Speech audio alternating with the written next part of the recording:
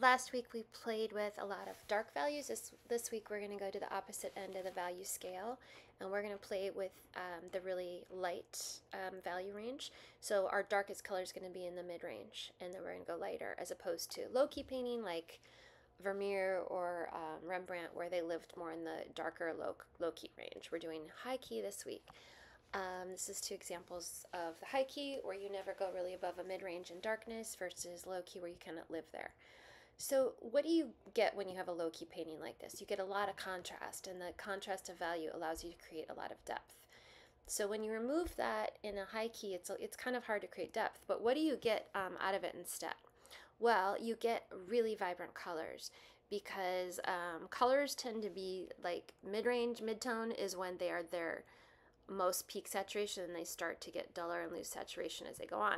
Well, when you stop in the mid-range, you kind of keep, like, look at this, like, beautiful, you kind of keep that really saturated color. But what you have to do then, instead of, you don't have a dark and light to rely on for contrast and making it interesting in depth, so you have to do it with color relationships, which luckily we all know so much about that because you've studied it. So we will be talking about that.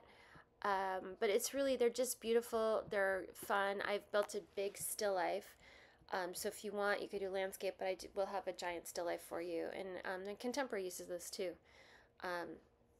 not just Impressionists. The Impressionists did it a lot, because they did want to kind of capture light, and they did kind of want that really highly saturated color.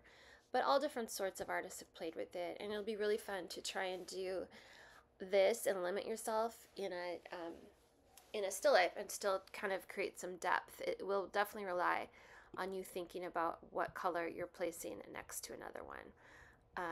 Yeah, so there's just, it's probably not a palette a lot of you in this class would use frequently, so I'm excited to see what it kind of forces you to do, and I think it'll be a really good challenge. So yeah, if you want to, feel free to bring a landscape image. Otherwise, I'll have a big still life from the wall that you can play with. I'm excited to see what you do with these pastel colors. Bye.